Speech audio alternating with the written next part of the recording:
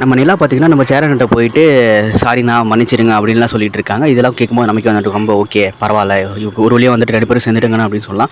அதுக்கான காரணம் யாருன்னு பார்த்தீங்கன்னா, நம்ம சந்தா தான் வந்துட்டு போயி, நம்ம நிலா கிட்ட வந்து பேசினதா சொல்றாங்க. அப்படிலாம் பார்த்தா அது நடக்குமா இல்லையான்னு தெரியல. ஏன்னா சந்தாவுக்கே வந்து பார்த்தீங்கன்னா, தமிழ் வந்து அவ்வளவா வந்து தெரியாது. நிலா கிட்ட எப்படி பேசுவாங்க அப்படின்றது நமக்கு புரியாது. இருந்தாலும் இப்படிலாம் சொல்றாங்க. அது நடக்குதா இல்லையான்னு சொல்லிட்டு நம்ம பொறுத்திருந்து பார்க்கலாம். நம்ம ஐயனார் தோனி பார்த்தீங்கன்னா, ரொம்பவுமே பீக்ல போயிட்டு இருக்க ஒரு சீரியல். இன்னைக்கு பார்த்தீங்கன்னா, நல்லாவே போணுச்சுன்னே சொல்லலாம். நம்ம நிலா வந்து பார்த்தீங்கன்னா, சேரன் கிட்ட போயி மன்னிப்பெல்லாம் கேட்குறாங்க. அதெல்லாம் பார்க்கும்போது நமக்கே வந்துட்டு ரொம்ப ஒரு மாரி உணர்வுபூர்வமான தருணம் அப்படின்ற மாரிலாம் இருந்துச்சு.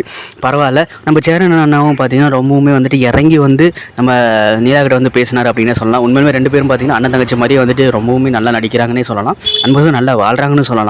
நம்ம சோழன் நம்ம நிலா பார்த்தீங்கன்னா, திரும்பவும் பார்த்தீங்கன்னா, நம்ம சோழனை வந்து வழக்கம் போல திட்ட ஆரம்பிச்சுட்டாங்க. அது ரொம்பவே நல்லா இருந்துச்சுன்னு சொல்லலாம். இந்த தடவ பார்த்தீங்கன்னா, சோழனும் நிலாவும் பார்த்தீங்கன்னா, ரொம்ப டைம் ஸ்பெண்ட் பண்ணி பேசுகிற மாரி இருக்குது. கண்டிப்பாக வந்துட்டு இவங்க வாழ்க்கையில வந்துட்டு ஒரு ஈக வாழ்வு வரும் அப்படின்னு சொல்லிட்டு நம்மலாம் எதிர்பார்க்குறோம். கண்டிப்பாக வந்துட்டு எவ்வளோ சீக்கிரம் வந்துட்டு அது வருது அப்படின்னு சொல்லிட்டு நம்ம எதிர்பார்க்கலாம். ஏன்னா நம்ம சோழன் பார்த்தீங்கன்னா, ரொம்பவுமே உருகி வந்து நம்ம நிலாவை வந்து லவ் பண்ணிட்டு இருக்காரு.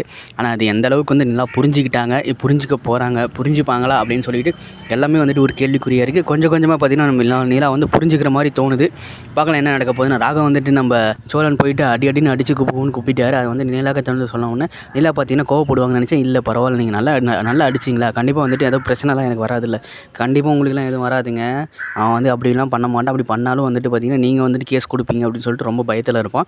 ஸோ கண்டிப்பாக வந்துட்டு கீழே விழுந்துட்டேன், மேலே விழுந்துட்டேன், அடிபட்டுருச்சு அப்படின்னு தான் சொல்லுவானே தவிர அங்கே நடந்த பிரச்சனை என்னன்னு சொல்லிட்டு அவன் வந்து சொல்ல மாட்டான். கண்டிப்பாக விட்டுருங்க, இனிமேல் வந்துட்டு உங்கள் பக்கமே வந்துட்டு ராகம் வந்து வரமாட்டான் அப்படின்னு சொல்லிட்டு நம்ம சோழன் வந்து நிலா கிட்ட சொல்கிறாங்க. கண்டிப்பாக வந்து பார்த்தீங்கன்னா ராகம் வந்து அப்படி பண்ணுவான்னு எனக்கு தோணலை.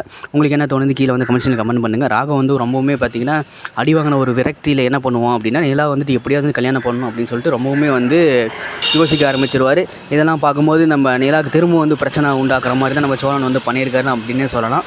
பார்க்கலாம் என்ன நடக்க போகுதுன்னு. பாண்டியன் வாழ்க்கையில் என்ன நடக்குதுன்னே சொல்ல முடியாத அளவுக்கு இருக்குது.